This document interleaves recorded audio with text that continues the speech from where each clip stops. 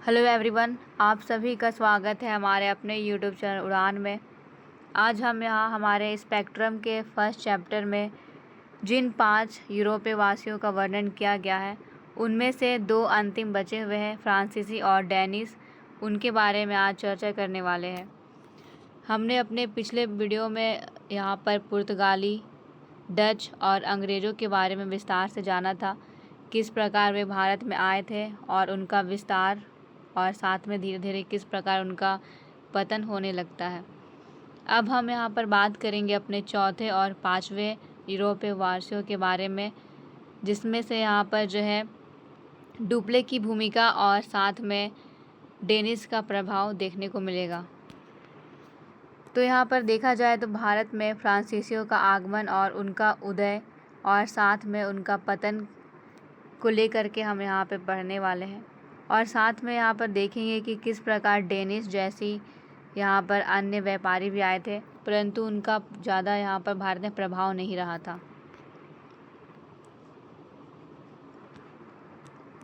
सोलहवीं शताब्दी के अंत में और 17वीं शताब्दी में यहाँ पर यूरोपीय देशों के बीच में लगभग भारत के व्यापार पर नियंत्रण पाने की प्रतिस्पर्धा तेज हो गई थी।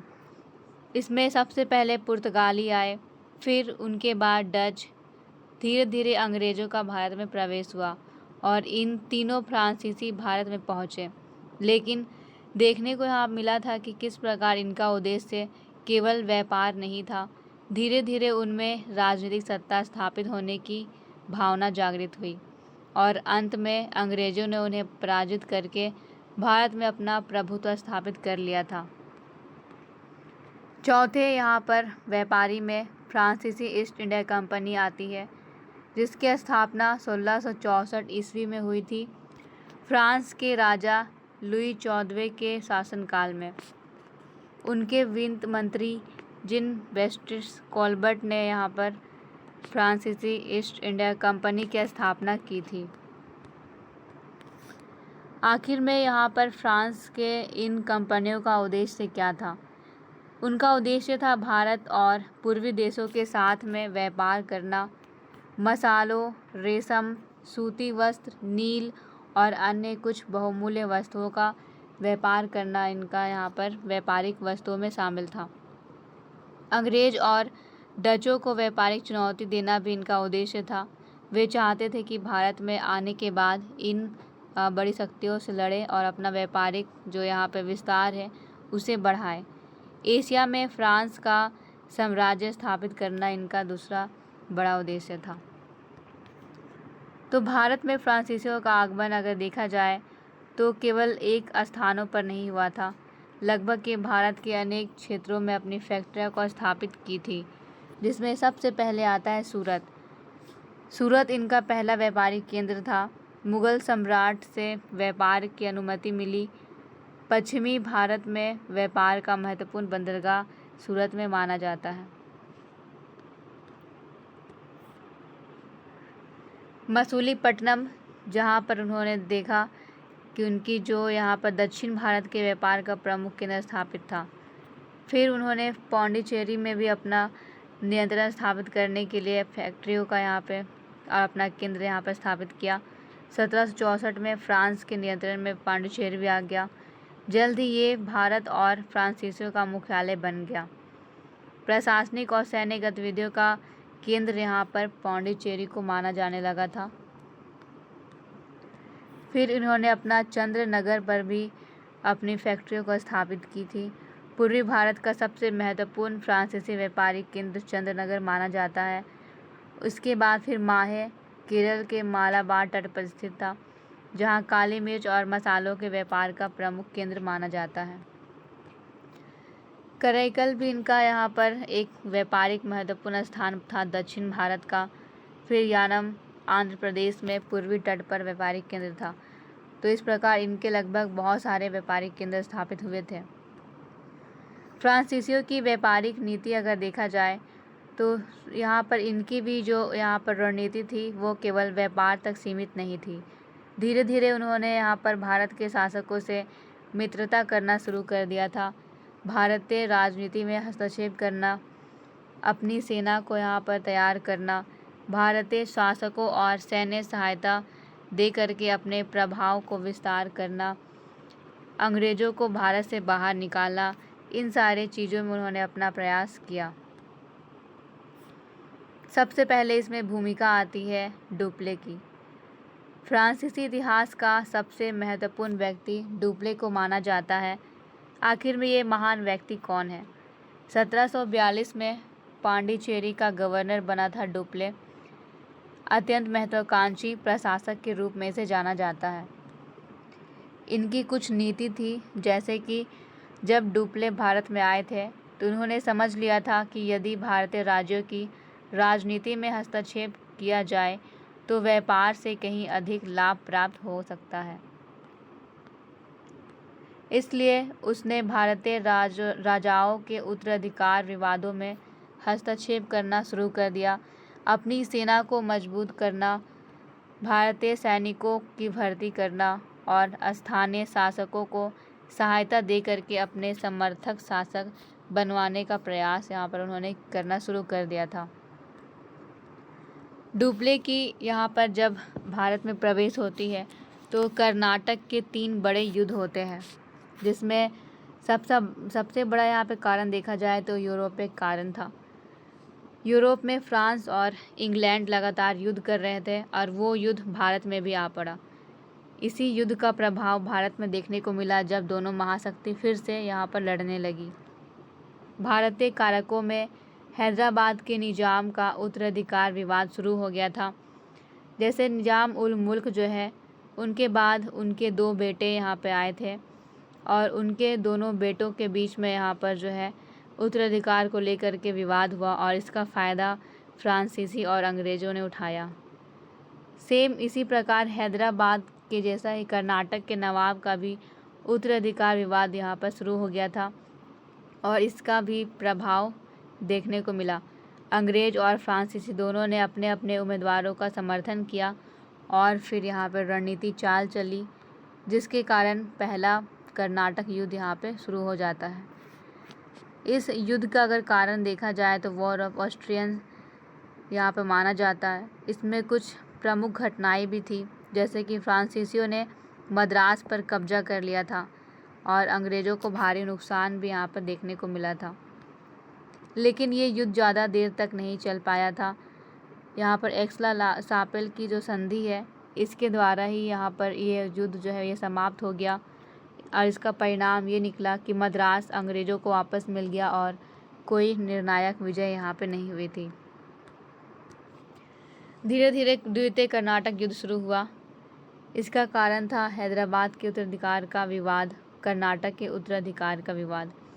इसमें प्रमुख व्यक्ति थे फ्रांस से डुप्ले और अंग्रेज की तरफ से रॉबर्ट क्लाइव।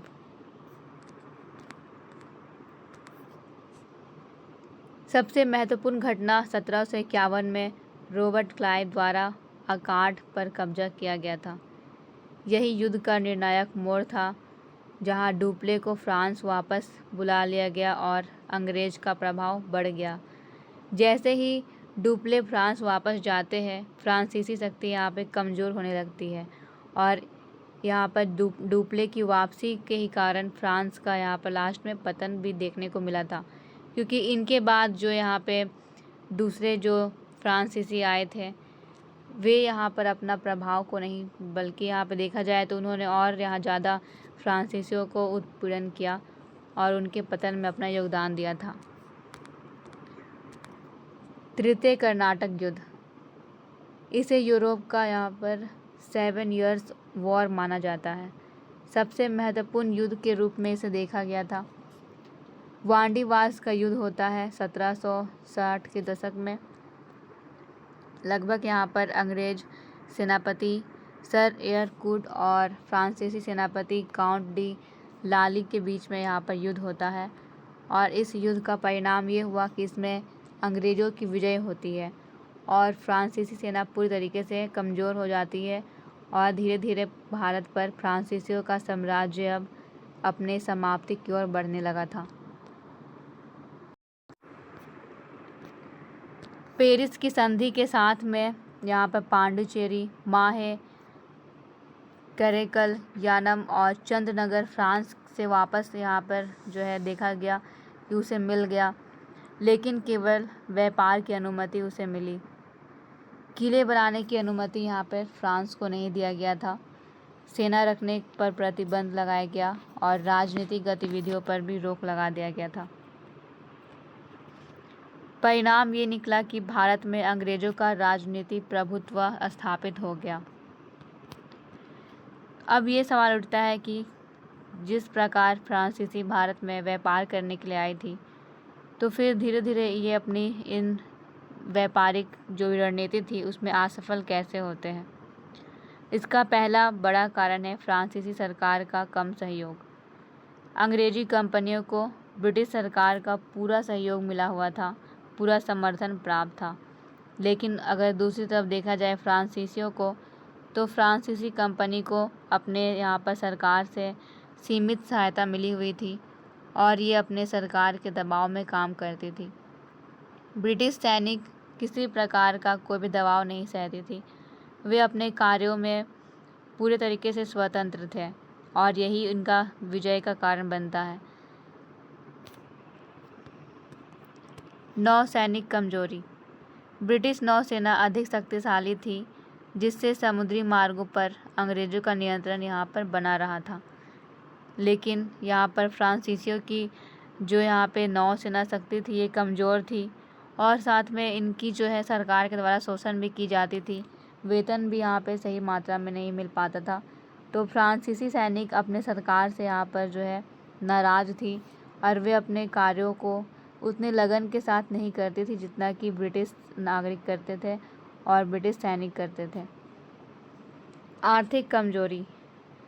अंग्रेजी ईस्ट इंडिया कंपनी अधिक समृद्ध थी और लंबे युद्धों का खर्चा तक उन्होंने उठाने का यहाँ पर निर्णय ले लिया था। क्योंकि यहाँ पर देखा जाए तो अंग्रेज़ों की अगर कंपनी इतनी समृद्ध हुई है तो उसका कारण था बंगाल। अंग्रेज़ों ने बंगाल को अपना यहाँ पर प्रमुख स्रोत के रूप में बना लिया था। बंगाल अगर देखा जाए तो उस समय बहुत ही समृद्ध यहाँ पर राज्य था। बंगाल में लगभग जो है उन्हें हर चीज़ें मिल पाती थी, बड़ी मात्रा में उत्पादन भी होता था। तो उस प्रकार उन्होंने वहाँ से जो है अपनी हर एक स्थिति को बेहतर करने का प्रयास किया, अपने सेनाओं को मजबूत किया, वेतन का यहाँ पर बढ़ाया और वे लगभग उन सारे पैसों का प्रयोग युद्ध में ही किया करते थे। लेकिन अगर फ्रांसीसियों के बारे में बात किया जाए तो फ्रांसीसियों के पास ऐसी कोई बड़ी यहाँ पर सहायता प्राप्त करने वाली राज्य नहीं थी। उनका ऐसे शक्तिशाली राज्य पर प्रभुत्व नहीं था।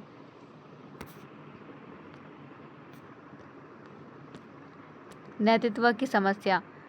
जैसे ही डुप्ले की वापसी होती है, एक सक्षम नेता जो है इसकी कमजोरी अब देखने को मिली थी। फ्रांसीसियों का नेतृत्व करता ही यहाँ पर डुप्ले था और जब वे चला गया तो पूरा फ्रांसीसी कंपनी यहाँ पे कमज़ोर पड़ गया था और इसका फ़ायदा अंग्रेज़ों ने भी उठाया। वांडीवास की हार होती है 1760 में और भारत में फ्रांसीसी शक्ति का अंत यहीं पर हो जाता है।